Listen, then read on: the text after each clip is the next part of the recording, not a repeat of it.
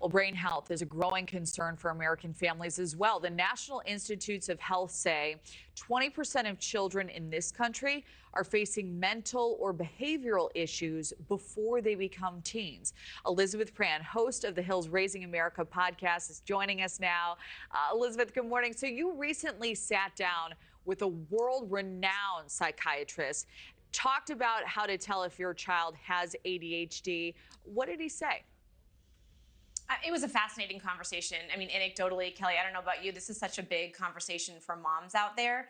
And when I had the opportunity to sit down with Dr. Daniel Amen, he essentially said, we have all of these tools and all of this technology, we're not quite getting it right. Because if you look at the CDC statistics, there's 6.5 million kids who have been diagnosed with ADHD, and a lot of them are taking medications. But what he's saying is that ADHD is a plaid, right? So it's not a one size fits all. In fact, he says that he has some online resources where there's really sort of 7 ways you can diagnose ADHD.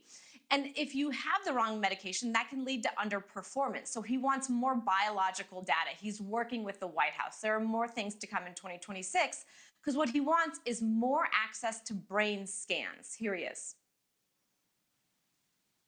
Now, I'm not opposed to medicine. I'm just opposed to that's the first and only thing you do. If you have an ADHD child, the first thing you should do is begin to look at their environment. What are they eating? How much are they sleeping? You know, kids who snore, a little bit of sleep apnea in kids causes ADHD symptoms. Chronic stress at home will do it. Chronic exposure to cell phones and social media and video games will do it.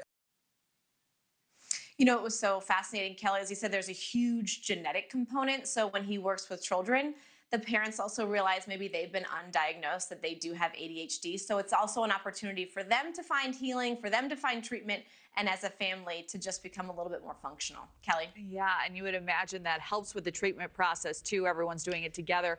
So Elizabeth, if more and more children are getting diagnosed, being prescribed these psychiatric medications, how do we know if they actually need them?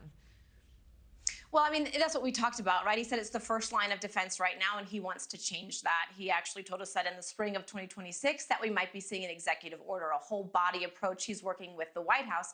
What he says essentially is that we're underprescribing girls and we're overprescribing boys. And what does that mean? Is that really nobody's winning, because girls are not living up to their potential and boys are being essentially suffocated, and they're also not living up to their full potential. So he spent a lifetime doing this. He has scanned hundreds of thousands of brains, and what he says really is the best is yet to come with updated treatments, more access to technology, and more brain scans come 2026. Kelly, back to you. Really important to start these conversations. All right, Elizabeth, thank you.